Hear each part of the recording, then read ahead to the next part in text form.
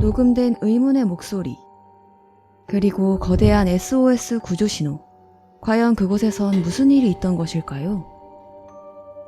때는 1989년 7월 24일 오후, 일본의 다이세츠산을 등산하던 성인 2명이 조난을 당했다는 신고가 들어왔고, 조난자를 찾기 위해 홋카이도 경찰 측은 헬리콥터로 수색을 시작했습니다. 수색을 하던 중 나무를 쌓아서 만든 거대한 SOS 구조 문자를 발견하게 되는데요. 그리고 그 위치로부터 약 2에서 3km 정도 떨어진 곳에서 성인 남성의 조난자 2명을 무사히 구조하게 됩니다.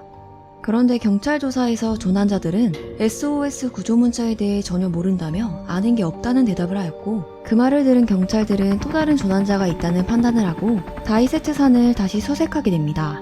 수색 중 SOS 구조 문자가 표시된 근처에서 곡물에 물린 흉터가 있는 유골의 파편과 유골 옆에 있던 회색 가방을 발견하게 됩니다.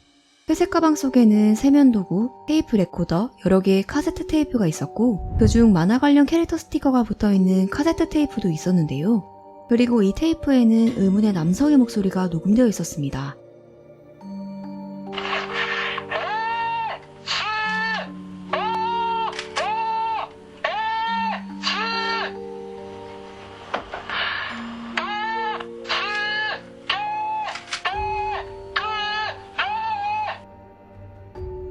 경찰은 즉각 산의 입산 명부와 실종자 목록, 그리고 발견된 유류품을 대조해 조사하였고, 그 결과 회색 가방 옆에 있던 유골은 5년 전 조난당한 25살의 남자 회사원으로 추정하였습니다. 그런데 유골을 분석한 결과 전혀 다른 결과가 나오게 되는데요.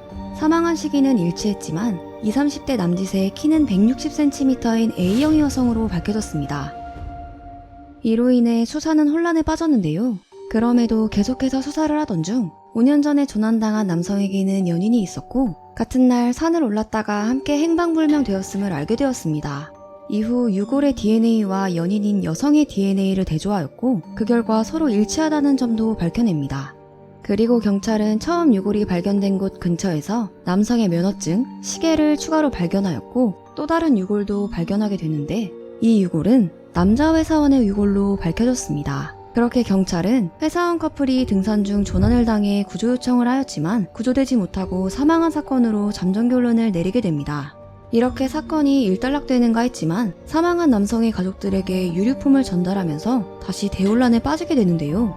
유류품을 받은 가족들은 면허증과 시계는 망자의 것이 왔지만 처음 발견된 회색 가방은 아니라고 말하며 망자의 목소리와 카세트 테이프에 녹음된 남성의 목소리가 다르다고 진술했습니다. 이후 회색 가방의 DNA와 나중에 발견된 유류품의 DNA 검사를 하였는데 역시나 서로 일치하지 않는다는 결과가 나오게 됩니다.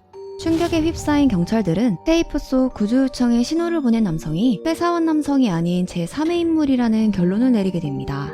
그렇게 경찰은 다시 산을 수색하기 시작하였고, 또 하나의 가방을 발견하게 되는데 처음 발견된 회색 가방과 DNA 검사를 한 결과 일치했으며, 가방 속에는 부적과 만화책, 그리고 1983년에 만들어진 휴지 봉투가 들어있어 제3의 인물이 회사원 커플이 조난당한 시점보다 1년 앞선 것으로 추정했습니다.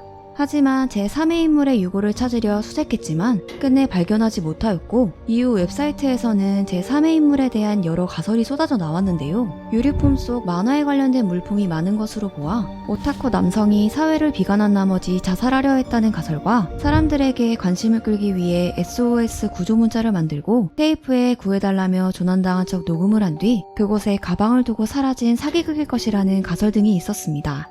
하지만 모두 가설일 뿐 설득력이 없었고 아직까지도 풀리지 않는 사건으로 남아있습니다. 도대체 나무로 SOS 구조 문자를 만든 사람은 누구였으며 카세트 테이프 속 녹음된 음성의 남자는 누구였을까요?